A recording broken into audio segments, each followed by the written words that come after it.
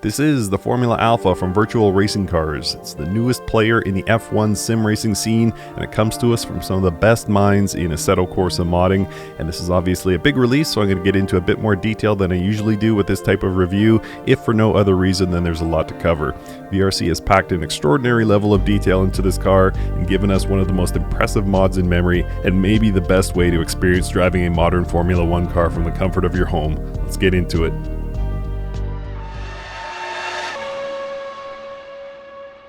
What's going on, guys? It's Mike for SimRacing604, and I'd like to introduce you for the first time to the Formula Alpha mod from Virtual Racing Cars for Assetto Corsa on PC. And in the interest of disclosure, this mod was provided to me free of charge for review, but the thoughts are all my own. And I think a reasonable place to start is with what this mod is and where it stands in the landscape of Assetto Corsa mods. Quite obviously, this car is based on the current FIA regulations for Formula 1. Virtual Racing Cars is not the first, and I'm certain they won't be the last modding team to try and recreate the active year of F1 in a racing sim. But the elephant in the room is that the current F1 mod scene has been the domain of Race Sim Studio since 2017, and by domain I don't mean that they had any exclusive rights, but in the minds of many in the Assetto Corsa community, they were the de facto turbo hybrid mod creators. And now this Virtual Racing Cars is releasing this mod to the public within about 24 hours of this video being published, and I'm sure the burning question is whether this is better than the most recent Formula Hybrid mod from Race Sim Studio, namely the X 2022 Evo. But for the time being, I don't feel it's a just comparison. In typical fashion, RSS released their X 2022 before any performance data was publicly available, whereas VRC has the benefit of speed, sound, visual, and design data by dint of the ongoing 2022 F1 season. RSS did send out a message to their supporters recently acknowledging that the X Evo was overdue for an update, but that their team had been affected by recent world events and couldn't promise a timeline for this update. So that's as much as they really care to say at the moment about any RSS and VRC comparisons. VRC feels they can make a mod worthy of your money, and more power to them. I have no doubts that the RSS team will bounce back strong, especially in light of this new competition in the market. So I send my best to RSS and hope to see more of their work very soon. But back to the car at hand. The Formula Alpha not only represents VRC's bid to assume the crown in the world of modern F1 cars in Assetto Corsa, but also a big step forward in the maturation of VRC as a legitimate company, instead of a group of talented artists and creators. VRC Modding Team, or Virtual Racing Cars, has launched a new website, virtualracingcars.com. Should be live by the time you see this video, and it seems to position VRC as a business rather than a creative endeavor. And what a way to start the newest chapter in their story. The Alpha is not only ambitious in what it covers, but also how it's executed. So I had a few days to test out the car and get to know it a bit better, and I'm going to divide the video into 3 sections broadly. Once I'm done making you dizzy here in the showroom mode, we'll jump into the pits and cover some of the sophistication of the car. And there is a lot to cover in terms of what can be customized, and then of course I will take the Alpha out for a drive.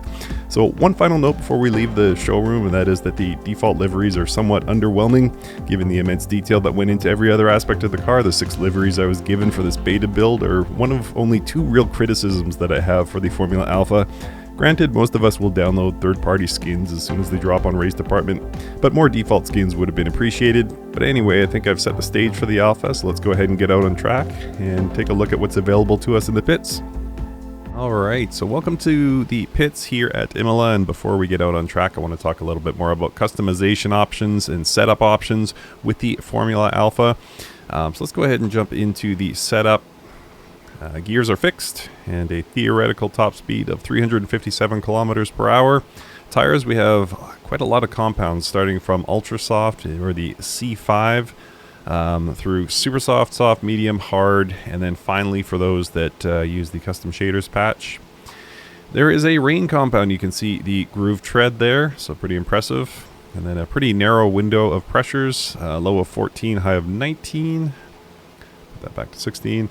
Moving over to fuel, default comes with 50 liters on board. It goes all the way up to 145 liters of fuel.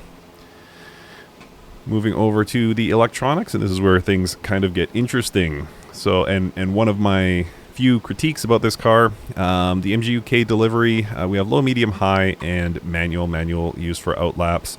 Low, medium, high, I think is a bit of an oversimplification. It would have been nice if they had labeled them, let's say, recovery race and qualifying, perhaps. The note from Virtual Racing Cars says that high, medium, low profiles will deploy 60%, 75%, and 100% of the electric torque between 6,000 and 12,500 RPM respectively. They're speed-based and will progressively deploy electric power above 100 kilometers per hour. So in other words, more deploy with high, less electric deploy with low settings, and there's a lot of intelligence behind it in terms of how it deploys that. So recovery, not a surprise here. You can set that to your liking depending on what you're trying to achieve. Single lap versus sort of longer term regen thoughts and strategy. MGU-H, this, according to their notes, is not compliant with 2022 regulations. You can have the MGU-H either feeding the battery or giving a little bit of extra power to the motor. It's not much, but yeah, it is there if you choose to use it. And obviously engine brake is what it is. Set that to your liking. And then for aero, this is where things kind of get interesting. And allow me to zip around the car here. And there's a lot of customization. This is my first time using a keyboard. There we go. A lot of customization possible here, and I'll get into it in a separate video in terms of sort of the finer details of the wing customization. But broadly speaking, to keep things simple, there are two aero kits. They're just labeled Type 1 and Type 2, and you can see that wing changing quite dramatically. So looking at the Type 1 here, and according to VRC's notes, Type 1 provides high peak downforce, more rear downforce, and is slightly draggy and stalls at higher height, which might cause bouncing and bottoming out at high speeds. Type 2, on the other hand, provides the higher downforce on average, front bias downforce, and is slightly more efficient and stalls at lower speeds. So, one thing to note about this is that this car will porpoise, so you have to be mindful of your aero setup. As you can see, we have a lot of customization here for front wing angle, and we can even get rid of the gurney flaps. You can perhaps see it. It's kind of hidden behind some of the on-screen stuff, but gurney flaps are there and disappearing. And then if we swing around to the rear of the car here, you guys can hopefully see that wing, and you can see the different rear wing assemblies from the very high, allowing a lot of air to flow through, to a lower sort of higher angle rear wing. So depending on which track you're using, you can customize your aero in kind. Brake bias, brake power, and then there's ducting. So I don't know if that's reflected visually or not. Let's just say it's not, because I don't want to try and locate that in the middle of a recording, but there is a ducting. It's sort of a toggle. Excuse me. Sort of a toggle. So 50, 100, or 0 is your only options. Moving over to drivetrain, you can set your differential. Not much in the way of differential settings. Pretty simple by comparison to other cars.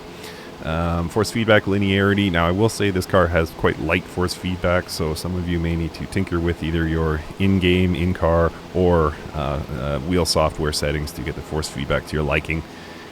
Alignment. I mean, camber and toe, nothing more than you guys are probably used to. I'll swing around here, just give you a quick example of this. They've done this visually, so keep your eye on the tire here, and you'll see left front camber.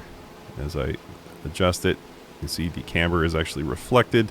I've seen a lot of cars, it's a bit harder to see, but the toe angle is more commonly adjustable. So you'll see that in a lot of Assetto Corsa cars, but I think camber is quite rare, so it's pretty impressive. More suspension settings. You can see here there's a lot of adjustment for those who are far more technically savvy than me. You can basically adjust the suspension to your liking. There's a ton that can be adjusted here. More where I would be likely to make adjustments is here in the main anti-roll bar front and rear, and then those ride heights and travel range and wheel rates. So simpler suspension adjustments from my experience, and can net you some pretty good lap time if you get that set up correctly. And then let's look at the visuals. I know people ask this all the time, is the halo, can you hide the halo? And yes, you can. Forgive me. So that post there that you would look through, obviously, you can make that disappear. Let's try that again. So then your line of sight is unencumbered by that post. The halo wing, you can see it right here, this little blue piece on top of the halo bar. You can make that disappear if you'd like. And the taping, I'm not actually sure what that does. Where's the tape? Okay, so there you go. So we have to get really in close here, but you can see this tape along the back side disappears, and I think there was another piece over here. There we go. Right here, right along this seam. So they've taped the seams. You can turn that on or off. That is just a visual detail, and I don't believe has any impact on the car's aero. Are you dizzy yet? And then, of course, pit stop strategy. And finally, the dampers. So a lot of customization here. So huge amounts of customization possible in the pits with this Formula Alpha. And just goes to show you the level of detail and, you know, the advanced physics work that Virtual Racing Cars has put into this. And now, at long last, it is time to get the Formula Alpha out on track here at Imola and turn some laps. Alright guys, so time to drive the Formula Alpha. As you can see in the lower right hand corner of your screen, I've got a tire app enabled, excuse me. It's all blue right now, but you'll see that come up to temperature. Should take about 3 or 4 laps to sort of get some consistent green in those bars. And you'll see a very peaky, very sensitive tire surface temperature. As we go around, it'll make more sense once we actually start rolling. Quickly looking at the screen on the wheel, you see a lap counter, of course, in the top left-hand corner, along with a delta, which is live versus your best lap. Top right-hand corner, current, last, and best laps. Nothing surprising there. Then we have the current gear, and below that, that blue bar, that is our speed. Fuel level, of course, and bottom left corner there, you see DRS. The available light is on, along with 3 bars in the tachometer bar. Reason being is we're actually in the DRS zone according to Assetto Corsa. So if I press my DRS button, that's going to open the rear flap. You might be able to see it on the camera overlay there.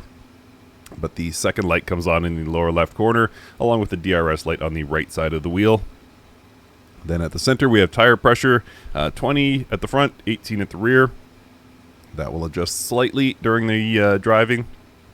And then in the lower right-hand corner, of course, the position. There's only one of me out here today, so that will remain at 1, but it would show your current position in the race if you were in such a scenario. And below that, finally, we have the battery meter currently sitting at 100%.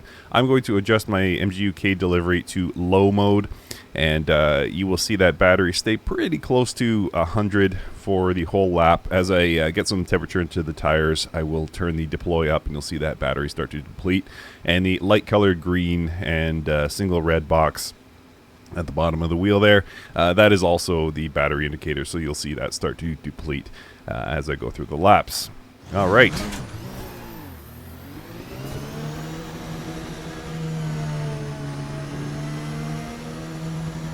So again, you'll see those temperatures, and you'll hear me talk a lot probably about the tire temperatures because it's so critical to the success of driving this car.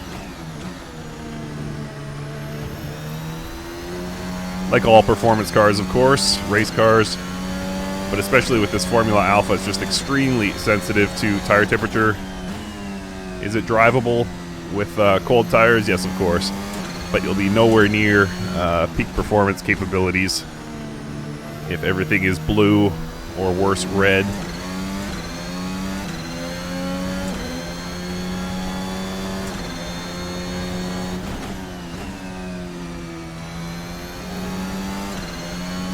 So I'm going to intentionally lock here, and you see the puffs of smoke visually on your screen, but you also see the surface temperature of the tires there in the lower right hand corner. You see that go red, so that's obviously something you want to avoid. But almost invariably I will lock up.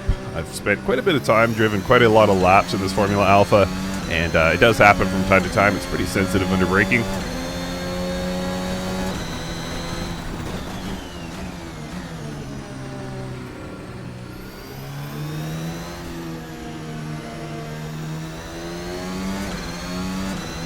So DRS light, as you can see, lower left-hand corner, the available light came on, and then the green lights on the see I'm getting porpoising in my motion rig. This is tough.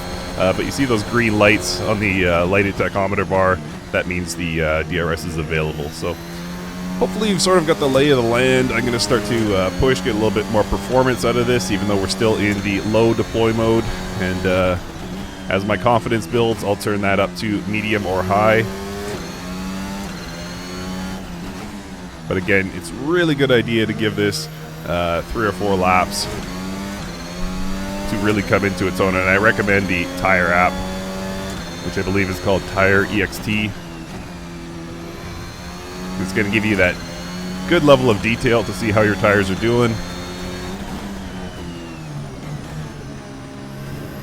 A little drag across the surface of the road like you saw there. That's going to help build those temperatures for sure.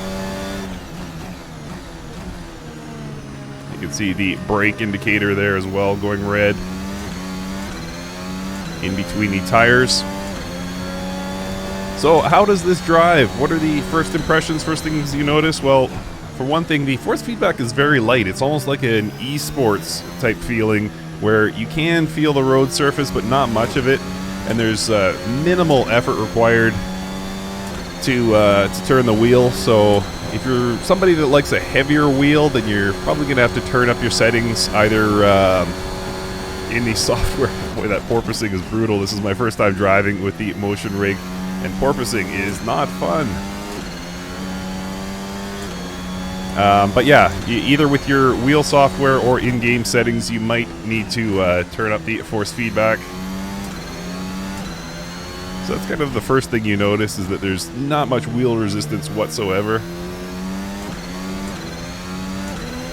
It's also quite sensitive. As far as the car's behavior, it's quite sensitive on corner exit. Whoa. Nearly caught myself there. Yeah, it's sensitive to throttle. So you really got to ease into it.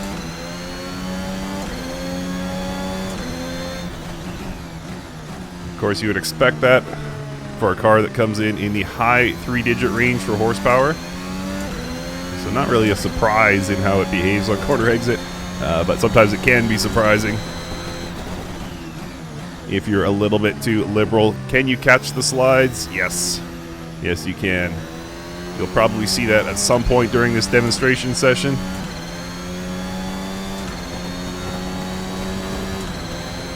So you can see a little bit of green mixing in my tire app there.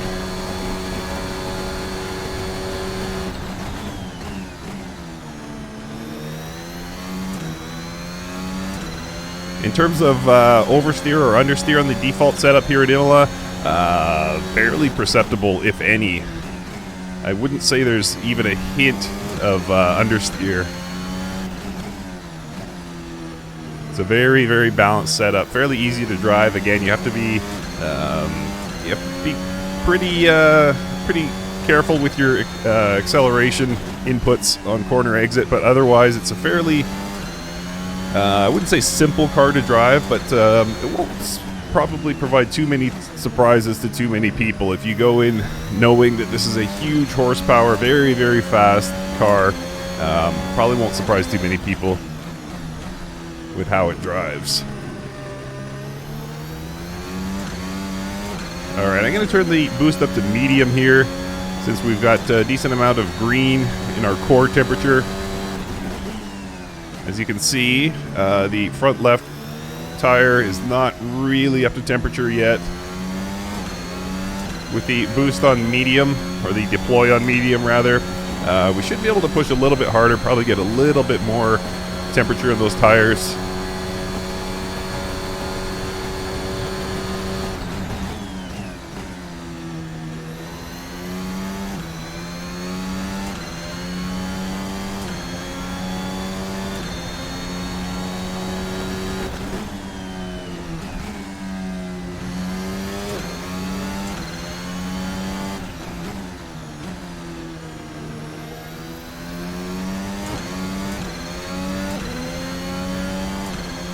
You can see up about 0.7 on the Delta.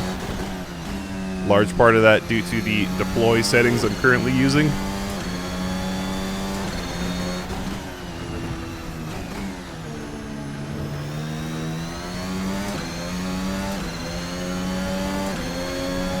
You can see even on medium, ooh, a little lock there, even on medium that that battery level at the bottom of the screen is not really dipping much below about 90.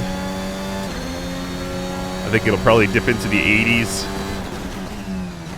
on the start-finish straight, but still keeps a good amount of battery in there, so probably not much reason to use the low deploy settings, frankly.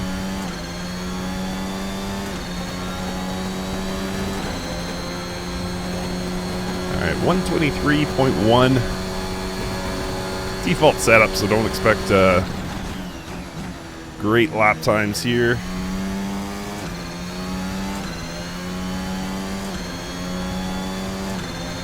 So towards the end of this lap, I'll switch to high.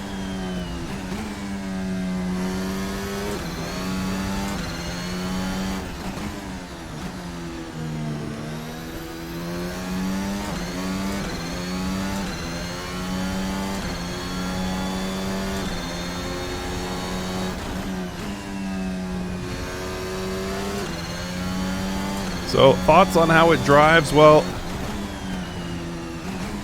I've already told you sort of the car behavior and what you can expect for the forced feedback, but in terms of, you know, is it fun? Is this an enjoyable drive? Unbelievably so.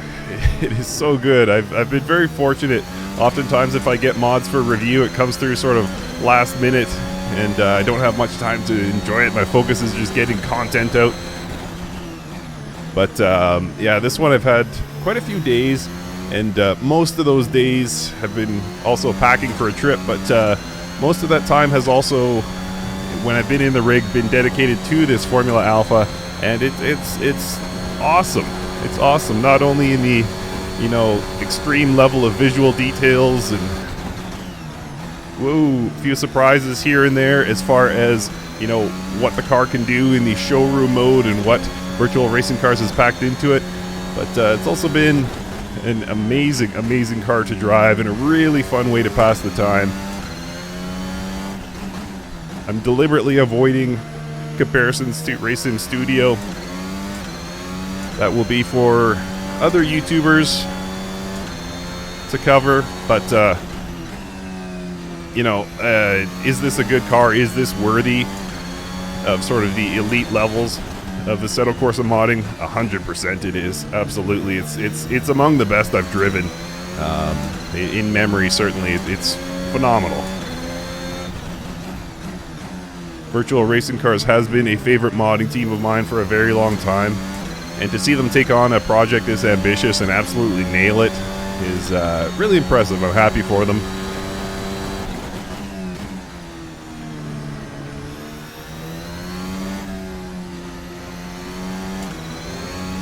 Alright, high mode now. So this will be a PB, though not by much. But definitely in high mode, I'm going to say the 121s are possible.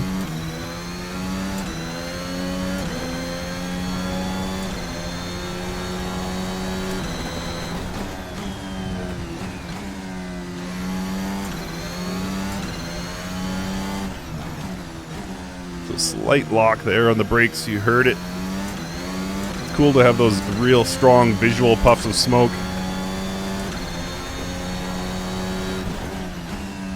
Shows you how much you're locking and how serious it is for how long, etc. That was almost disaster. Came in a little hot there.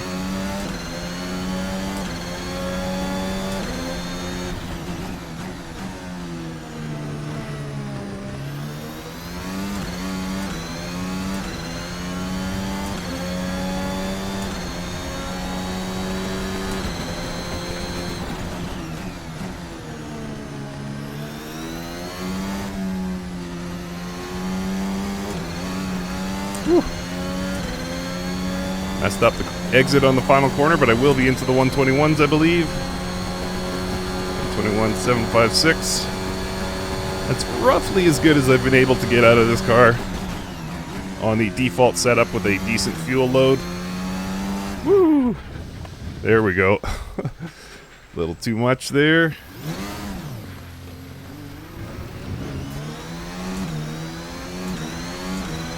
Get my battery back up, try again next lap.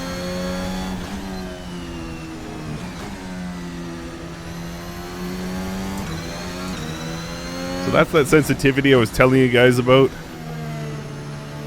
So I've been pushing reasonably hard, at least within my skill set for the past few laps, so not actually surprised that happened. So just be careful on your throttle inputs.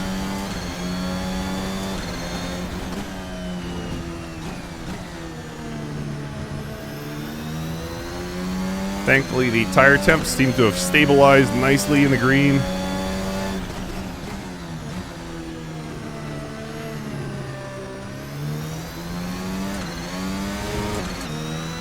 Alright, we're back to high mode. See if we can beat that 121.756. Try and get a decent launch out of the final corner here, as I didn't do on my previous best.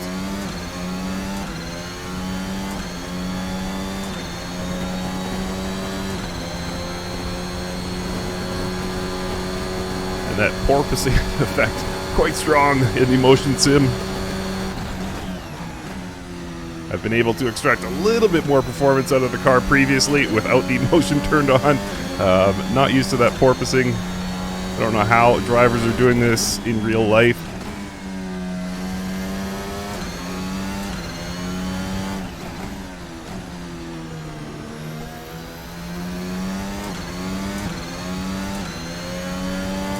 So up slightly on my PB.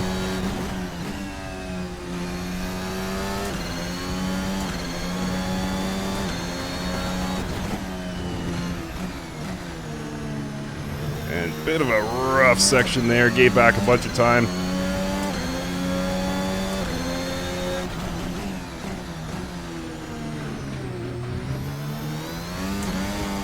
Oh, come on, Mike. Goodness. Pushing, trying to get that PB. Does you no good if you're pushing too hard, of course. And something to watch out for now that I've moved to high deploy. You see that battery starting to deplete. It's not getting a chance to fully regenerate during the course of a lap, so it is something, if you're using this in race mode, that you'll have to be aware of.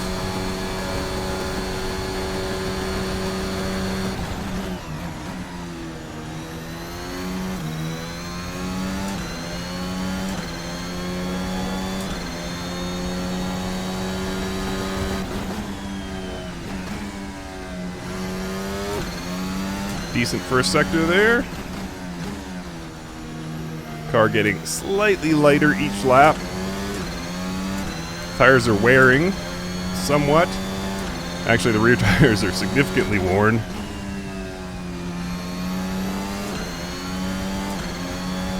Car is lighter by dint of fuel load. So yeah, definitely feeling some tire wear, so I don't know if I'll actually get that PB.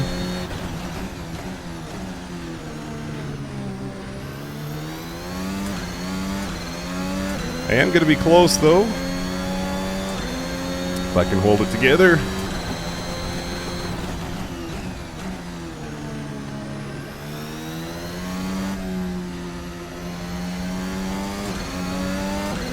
Nope, not this lap. We'll try one more, and then we'll wrap up the session.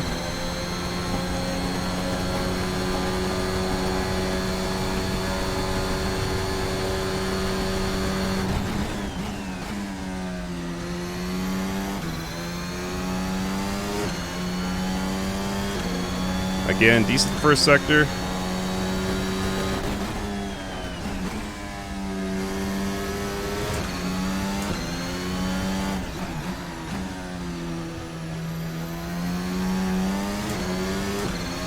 We'll lock up into the hairpin. Didn't seem to harm me too much. All right, I think there's a message there, guys. Those rear tires just, yeah, can't handle. I mean, that was the curve that caught me out, but I think there's not much in those rear tires. All right, so final thoughts as we nurse this back to the pits. Final thoughts on the Formula Alpha. I mean, it's brilliant. It really is. It's a fantastic mod. I mean, there's a bit of the sort of honeymoon effect of, you know, this being new and exciting, and you know, is my judgment totally impartial? No. Like, it's an exciting new car to drive, but really at this point it feels like one of the best mods I've driven for Assetto Corsa, full stop. I mean, the level of detail that went into this, and yeah, there's just so much good stuff with this car. I don't have a price yet, but I'm going to suggest that you know, this is the mod you'd want to buy if you have a few extra bucks and you're into F1. Fantastic. Again, deliberately avoiding comparisons to RSS. I'll let somebody else do that. But are you missing out on anything by going with the VRC version versus the RSS version? No, not a thing. It's truly fantastic, really fun to drive. As you saw there, I struggled with it a bit, so there's a learning curve to it, which is always good. But it's pure pleasure, and the level of detail and immersion you get with this mod is awesome. So I'm going to leave it at that, guys, as I drive into the pits here at Imola. Really fantastic drive. Thank you to Virtual Racing Cars for giving me the opportunity to drive this a little bit early and review it for you guys, and thank you for watching, and we'll see you next time.